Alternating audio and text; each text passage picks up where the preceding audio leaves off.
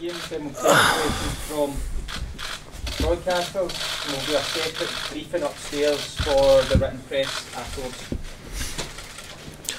Good afternoon, folks. Obviously you're all aware that following a lengthy and rigorous process, Scottish FA boards have decided to stay at Hampden and have agreed terms with Queen's Park to take ownership of the stadium when the lease expires in 2020. First of all, I'd like to place on record my thanks to Mark Dodson and Dominic Mackay at the SRU. They put forward a very compelling bid. They are a hugely impressive organisation, and I would like to continue to be up in terms of ownership of the stadium. If there was no deal done with Queen's Park for ownership, then I would be sitting here just now telling you we were going to Murrayfield. So it played a vital part in that. In terms of the overall deal, we looked at both options over a 20-year period. The money that Lord Hawk is given is hugely generous, and we're incredibly thankful for it. But over a 20-year period, it didn't have a material impact on the running costs of the stadium or what it would have meant to Murrayfield. But it was vitally important in terms of the deal with Queen's Park. Why did he stump up this cash? Well, what's in it for him? Some people would say. I think he's a passionate Glaswegian. He played for Queen's Park. I know from my time in the Glasgow Football Association that he's been heavily involved through some of his businesses in that area, and he was keen to see the games continue to be played at the National Stadium at Hampden Park, and as I said, we're very thankful for his input. Do you see redevelopment of Hampden now as a priority? Would you accept the argument that some people say in some aspects it's not fit for purpose? There is no doubt that Hampden needs to be improved. We're not going to hide from that. I'm not going to hide from that.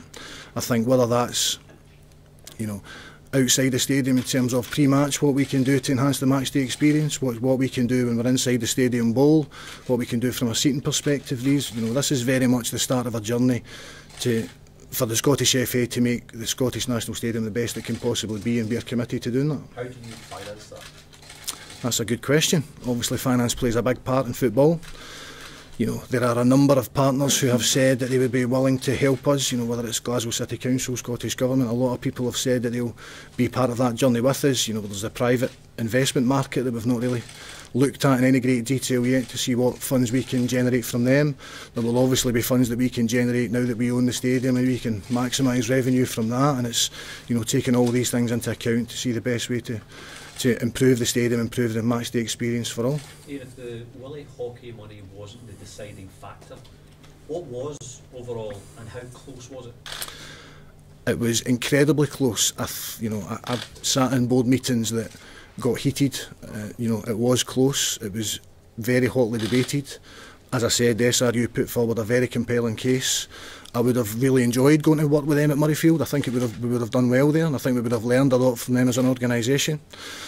I think, as I said, ownership is the game changer. That's something that, owning our own stadium and being able to utilise that 24/7 as much as we possibly can gives us a real opportunity to make changes. Would you concede that over a number of years some Scottish fans have fallen out of love with Hampden, and if so, how do you get them to fall back in love with it?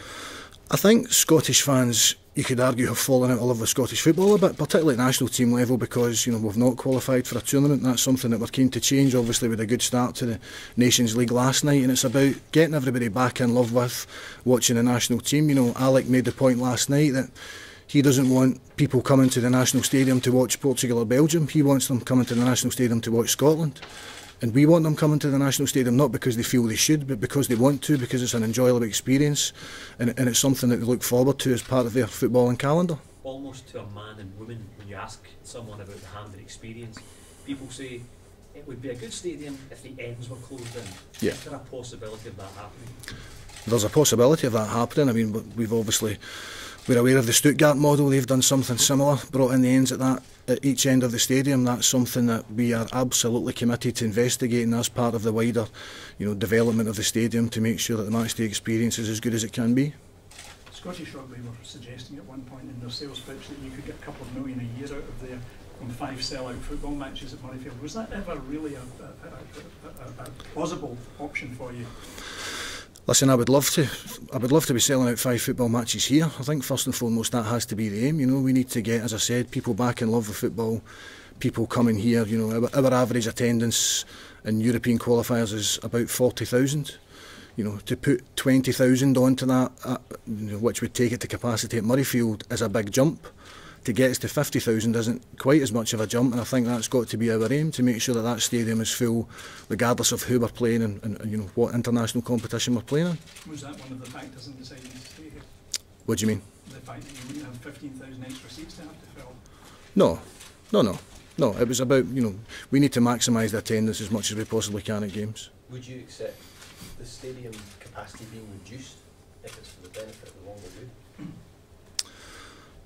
I'll be honest, that's not something we've thought about. No, I don't think we need to reduce the capacity. I mean, we've had a number of games here that have been sellouts, and I think that's what we've got to aim for, to make sure that every match that we possibly can, we are doing everything that we can to get 51,000 Scotland fans along to the matches. I'll go back to the finance question.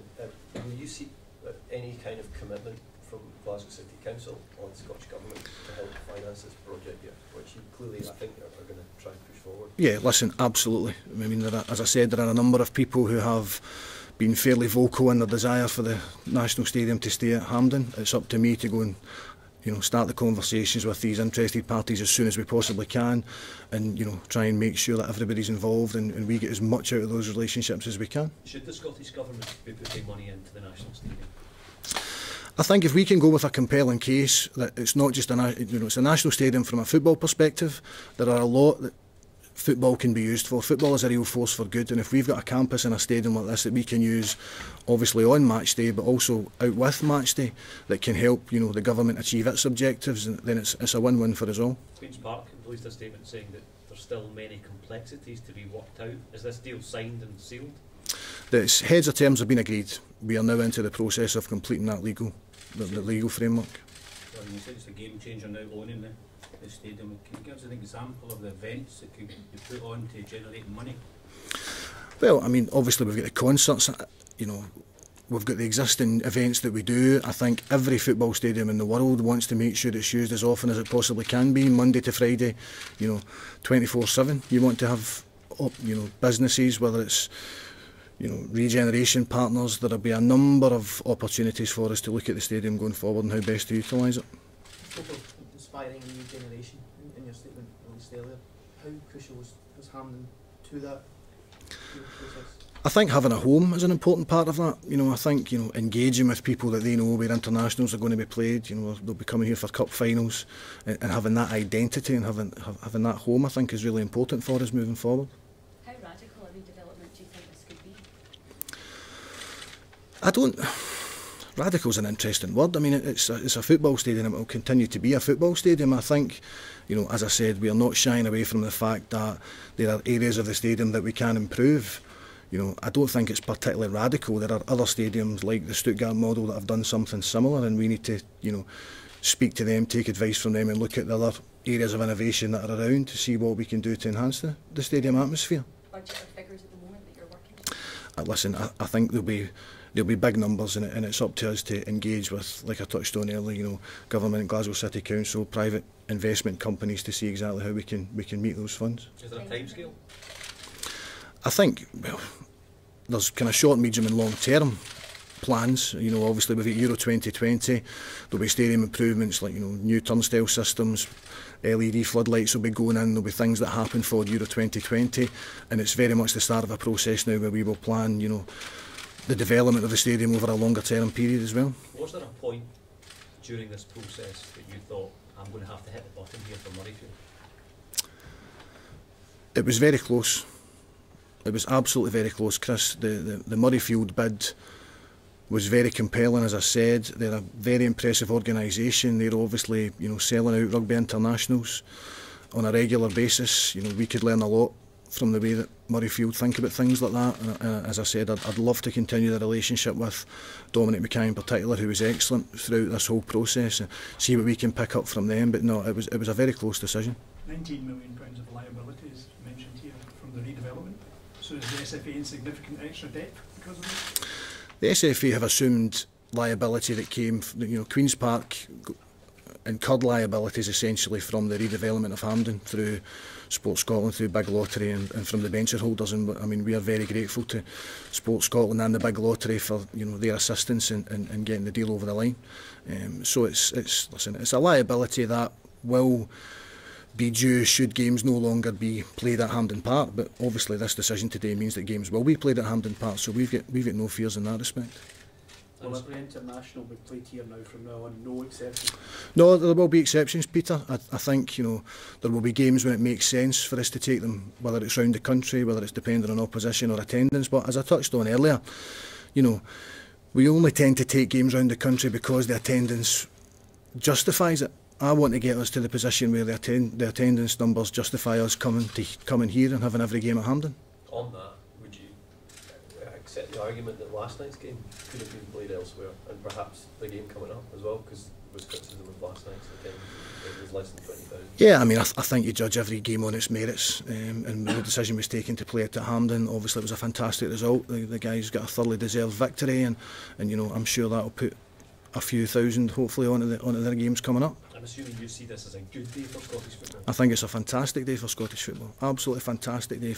You know, for me to be sitting here as Chief Executive of an association that now owns its own stadium, and the opportunities that gives me and the rest of the board and the rest of the staff, I'm hugely excited about the time ahead. Can you take any lessons from how Murrayfield works just now and apply that to Hampden going forward? I think you can take lessons from everywhere, and I think that's part of the cycle and the process that we're going to go through, is to analyse other stadiums, analyse who does what well, analyse what we can bring back to Scottish football. And just to clarify, 2.5 million from Lord Hawker, but the other 2.5 is coming from the SFA? Yes. Okay, thanks guys.